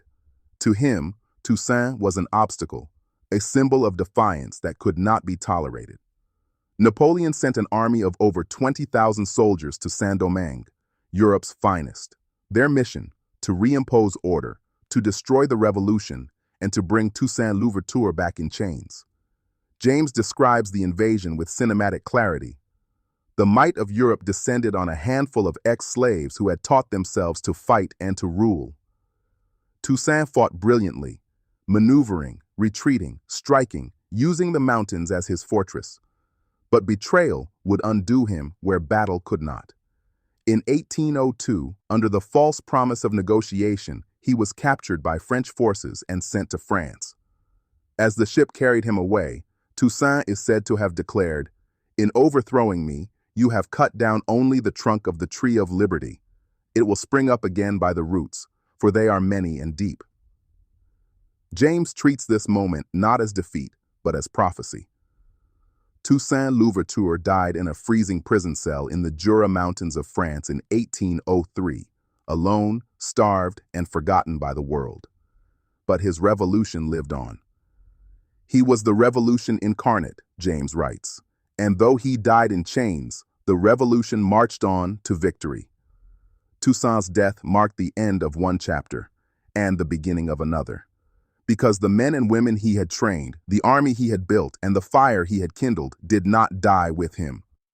In the mountains of Haiti, a new leader was already rising, fiercer, more ruthless, and determined to finish what Toussaint began.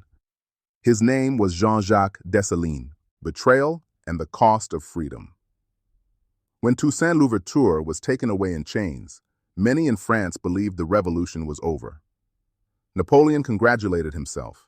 He thought he had restored order to the Caribbean, that the Black Army would crumble without its leader. But in this, as in so much else, Napoleon was wrong. C.L.R. James writes, "The men whom Toussaint trained were not slaves any longer. They were soldiers, and soldiers of a revolution do not forget what they have fought for." The French army, led by General Leclerc, Napoleon's own brother-in-law, began a brutal campaign to reimpose slavery. Villages were burned, men, women, and children were massacred. The French soldiers came not as liberators, but as executioners. But the black population had already tasted freedom. And once you have breathed free air, you cannot go back to chains. Out of the chaos, Dessalines, Toussaint's former lieutenant, rose to command the revolutionary army. Where Toussaint had been patient and diplomatic, Dessalines was merciless and direct. He had learned from his master's fate. There would be no negotiation this time, no illusions about European promises. James writes with admiration, but also with gravity. Dessalines was not a philosopher. He was the child of the revolution's fury, its naked will to survive. Under Dessalines, the war became one of annihilation. He used scorched earth tactics, destroying plantations, poisoning wells, and burning towns so that the French would find only ashes. It was not cruelty for cruelty's sake. It was survival. The French, too, had declared a war of extermination, even unleashing dogs to hunt down black rebels. James spares no detail in describing this horror. They fought like beasts because they had been treated like beasts, he writes. And in the end, the beasts proved human and their masters monstrous. The tide turned. Disease, yellow fever, struck the French army, killing thousands. In less than a year, half of Napoleon's soldiers lay dead in the swamps and hills of Saint-Domingue. The revolution, like the island itself, devoured its conquerors. By 1803, the French were collapsing. The black generals, Dessalines, Christophe, Pétion, united for one final assault. Their banners carried one word: liberty. On November 18, 1803, at the Battle of Vertières, the Haitian army defeated the French once and for all. It was one of the most decisive military victories in modern history. Enslaved people defeating one of the strongest European powers. James's description of that moment is unforgettable. They fought not for a king, nor for a flag, but for the idea that the skin of a man could no longer decide his destiny. The French surrendered. Dessalines declared victory. And on January 1st, 1804, standing before his army, he proclaimed the independence of the new nation of Haiti, the world's first free black republic. He declared, "We have dared to be free. Let us be thus by ourselves and for ourselves."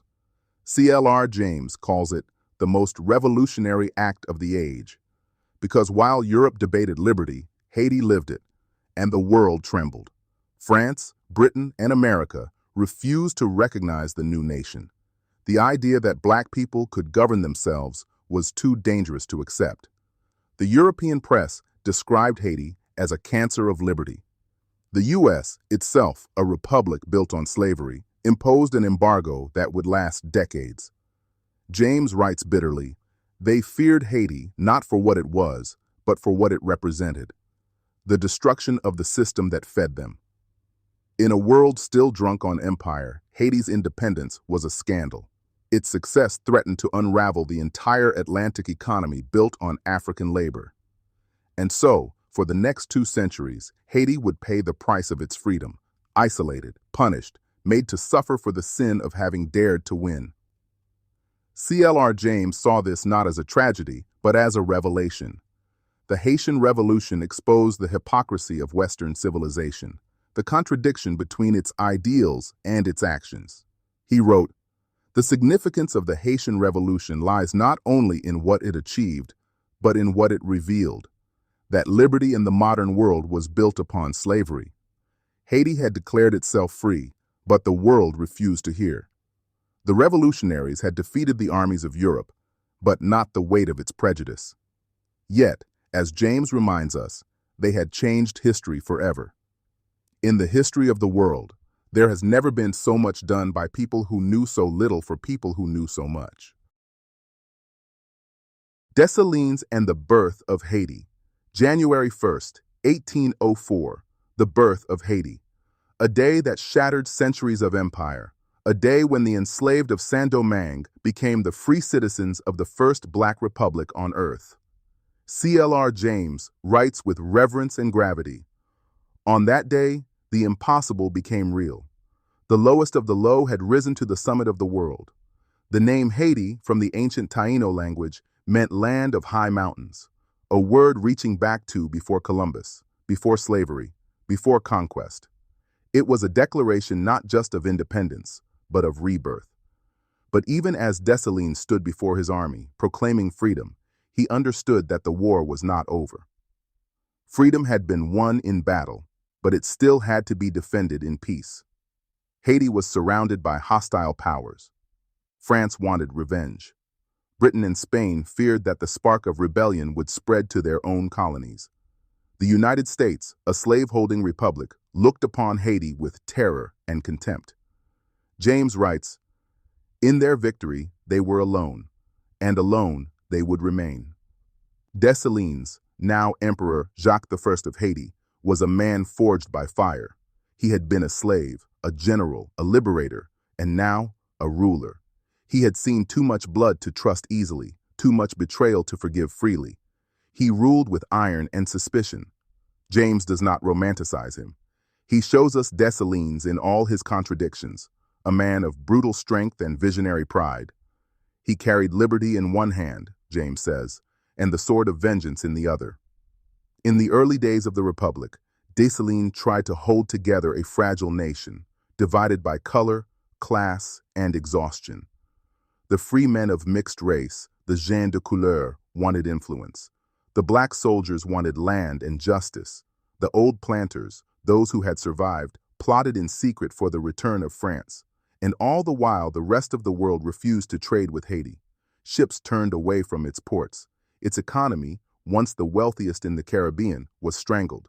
C.L.R. James writes, with the clarity of a historian and the sorrow of a revolutionary, the nations that preached liberty and equality closed their harbors to the first free black state in history.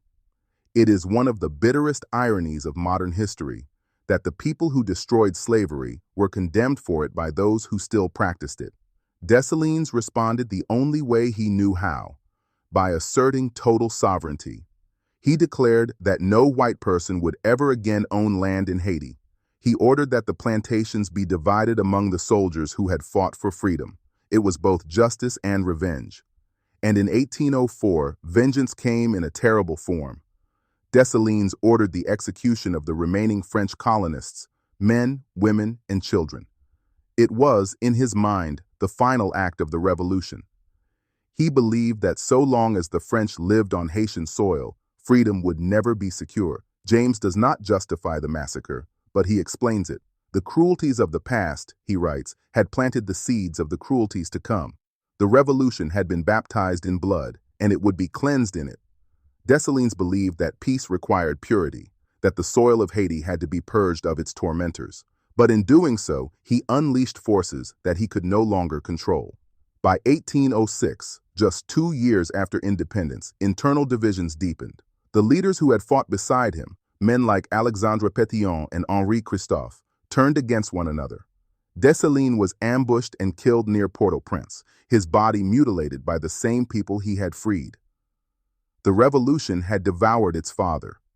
James writes with quiet, devastating simplicity, "He had given his people liberty, but he could not give them unity. The chains had been broken, but the wounds remained." After Dessalines' death, Haiti split in two. The north ruled by King Henri Christophe, the south by President Pétion. One authoritarian, one republican, both haunted by the same question. How do you build freedom on the ruins of slavery? For James, this was not just Haiti's question. It was Africa's question, the Caribbean's question, the question of all peoples emerging from the long night of colonialism. Emancipation, he wrote, is not the end of the struggle, but the beginning of it. The Haitian Revolution had proved that black people could fight and win against the most powerful empire on earth, but it also revealed the terrible cost of that victory: isolation, poverty, and betrayal by the very nations that claimed to stand for liberty. Haiti had broken the chains of slavery, but it could not escape the chains of the global system that slavery had built. And yet, despite everything, the blockades, the debt, the divisions, Haiti endured, because something had changed forever. The enslaved had become the authors of their own destiny, and no empire could ever undo that truth. C.L.R. James ends his narrative not with despair, but with pride.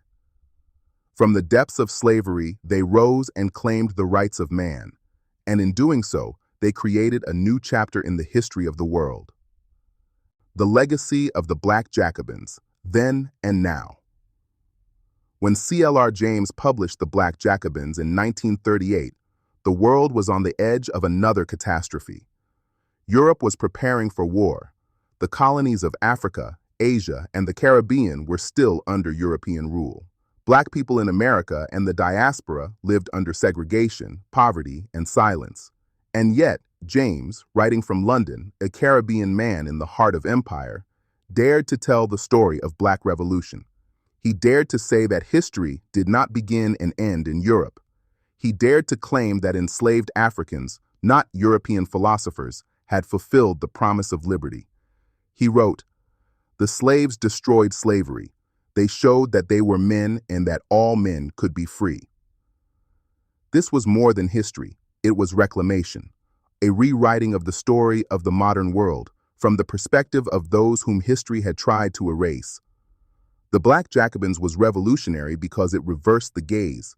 It made Europe the object of scrutiny, not the measure of civilization. James didn't just describe colonialism. He exposed its logic, its greed, and its moral bankruptcy. He drew a direct line between the plantations of Saint-Domingue and the factories of industrial Europe. The wealth of the Western world, he argued, was built upon the labor of the enslaved. And he showed that the Haitian Revolution was not an isolated event, but part of a world system of resistance, a precursor to every anti-colonial struggle that would follow. When James wrote those words, he was speaking not only to historians, but to his own generation of activists, to Kwame Nkrumah in Ghana, to George Padmore in Trinidad, to the young radicals in the Caribbean and Africa who were preparing to fight for independence. Decades later, when the leaders of the Pan-African movement gathered in the 1940s and 50s, many of them carried James's ideas with them, consciously or not. Nkrumah himself would later say that the Black Jacobins helped him see how revolution must be organized, how colonialism could be defeated not by negotiation but by mass mobilization. And Frantz Fanon, in The Wretched of the Earth, extended James's insight into the psychological realm, showing that the dehumanization of colonialism lived not only in the economy but in the mind.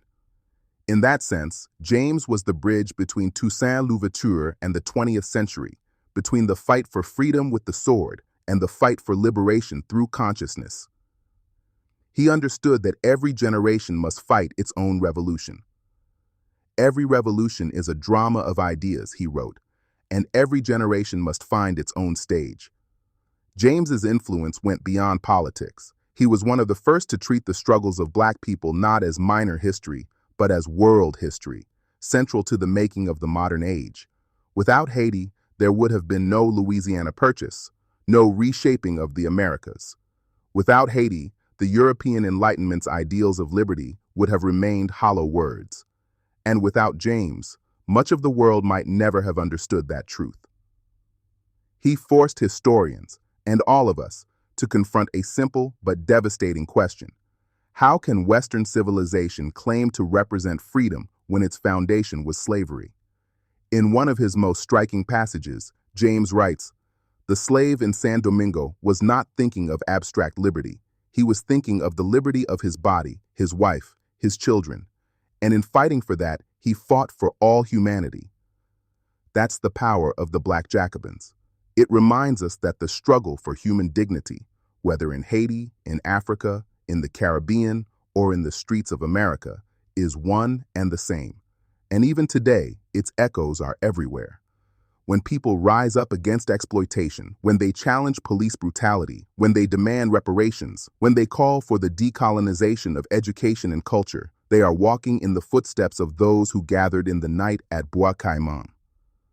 The fires that burned in the cane fields still burn, not in destruction, but in memory. They burn in the classrooms, the studios, the protests, and the dreams of a generation that refuses to forget.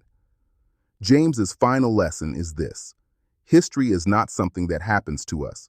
It is something we make. The masses, he wrote, are not spectators in history. They are its makers. And the Black Jacobins is proof of that truth, that the enslaved, the oppressed, the forgotten, can not only resist, but transform the world. The Haitian Revolution stands as both warning and inspiration, a warning to all who would build their freedom on the bondage of others, and an inspiration to all who refuse to accept injustice as inevitable. The story of Toussaint Louverture and his people is not over. It continues every time a people rise up and say, "No more chains." C.L.R. James once said that great men make history only when they express the will of the masses, and in the Black Jacobins, he proved that truth beyond question. Toussaint Louverture was not a lone genius. He was the voice of a people who had refused to die. Dessalines was not simply a warrior. He was the embodiment of vengeance and survival. And Haiti was not just a place, it was a revelation. James taught the world that history does not belong to kings or philosophers. It belongs to those who fight. It belongs to the workers in the fields, the mothers who hid fugitives, the men and women who risked everything to whisper, "Freedom." He wrote, "The rich are only defeated when the poor no longer submit." And that sentence alone contains the essence of his life's work. Because The Black Jacobins is not just a book about the past, it's a manual for understanding the present. James saw colonialism not as a relic, but as a system that simply changed its form, from chains and plantations to debt, corporations, and global control. He warned that the struggle for liberation is never finished, because oppression only ever adapts. He wrote, "The future of the Black Revolution depends upon the power of the people to organize themselves." For James, history was a weapon, one that could either be used to oppress or to awaken, and his masterpiece, The Black Jacobins, was a weapon of awakening. He showed that when the enslaved of Haiti rose up, they were not simply reacting to cruelty, they were making history, asserting their place as subjects, not objects, of the human story. He restored them to the stage of world history from which they had been exiled. That is why this book still matters, perhaps more today than ever. Because when we look around, the ghosts of the old empire still walk among us. In the unequal trade deals that keep the global South impoverished, in the foreign bases that occupy African soil, in the media narratives that paint Black resistance as chaos and Western domination as order, James's words still cut through the noise. The colonizer calls it peace when he has finished the killing. He forces us to ask, who writes our history? Who decides what civilization means? And what would happen if the oppressed once again decided to write their own story, as Haiti did in 1804? In his later years, C.L.R. James would look back on The Black Jacobins not as a completed work, but as part of a living dialogue. He continued to rewrite it, to lecture about it, to use it as a mirror for the struggles of his time, from the independence of Ghana to the civil rights movement in America. To him, Toussaint Louverture was not a figure of the past. He was a mirror held up to every leader who faced the temptation of power. And Haiti was not a symbol of defeat. It was the beginning of the modern world's moral reckoning. When asked once why he wrote The Black Jacobins, James answered simply, "Because the story of the Haitian Revolution is the story of the modern world, told from the point of view of those who made it possible." That is the legacy we inherit, not just the history, but the responsibility to remember, to question, to resist. Because as long as the world remains divided between masters and servants, colonizers and colonized, rich and poor, the spirit of Toussaint Louverture still calls to us. And so, as this story closes, imagine once more that night at Bois Caïman, the rain pouring down, the drums rising, the people gathered in the dark whispering oaths to the ancestors. They could not have known that their struggle would echo through centuries. They could not have known that one day their names would be spoken on microphones, in classrooms, in podcasts, across a world they could not imagine. But they knew one thing, that freedom, once awakened, cannot be killed. "In overthrowing me," Toussaint said, "you have cut down only the trunk of the tree of liberty. It will spring up again by the roots, for they are many and deep." C.L.R. James understood that the roots were not only Haitian, they were African, Caribbean, global. They reach into every corner of the world where people refuse to accept oppression as destiny. So, let us remember, Haiti was the first. But the struggle it began belongs to all of us. This has been C.L.R. James, The Black Jacobins, the revolution that shook the world, a story of fire, of freedom, and of the indestructible will of the oppressed to shape their own destiny. Conclusion. Why these books matter together. These books do not always agree with each other, and that's the point. Together, they teach us how colonialism worked, how it damaged minds, how it stole history, how it destroyed leaders, and how resistance was imagined. Pan-Africanism is not nostalgia. It is a discipline. Read these books not to feel proud, but to feel responsible. Because once you understand how the system works, neutrality is no longer an option. If this episode moved you, challenged you, or taught you something new, we invite you to like, share, and subscribe so this work can grow and reach others. Knowledge becomes power only when it circulates, and together we can build a community that refuses silence, forgetfulness, and distortion. Thank you for watching, and see you in the next video.